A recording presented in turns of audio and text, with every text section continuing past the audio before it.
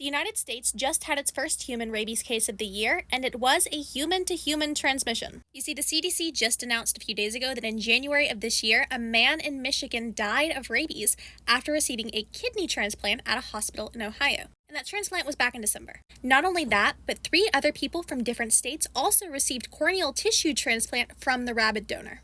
Now, those people were contacted and did receive rabies post-exposure prophylaxis. They are currently healthy, and I presume that they will continue to be. Fingers crossed.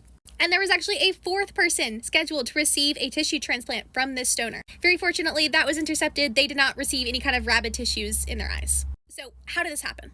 Well, rabies doesn't always look like what we think it's going to look like. This goes for both humans and for animals, which is why I am so adamant about not touching any kind of wildlife unless you are a trained professional. In humans, rabies symptoms often include hydrophobia, aerophobia, rage, paralysis, hallucinations. But rabies can also look like other things. Sometimes it can make a patient completely catatonic. Sometimes it can make a patient want to bounce on it crazy style until they die.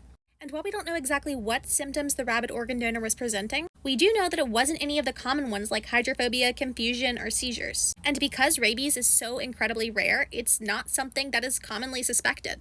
And while organ donors do go through tests before their organs are placed into somebody else, rabies isn't tested for. Testing for rabies is a complicated process, and those organs need to move quickly. But if you are somebody who is on the organ transplant list, do not let this freak you out or prevent you from getting any sort of organ. Your risk of dying from rabies from this situation is so incredibly rare. This is a statistical outlier and should not be counted. You'd be far more likely to die from not getting a transplant than die of rabies from getting one.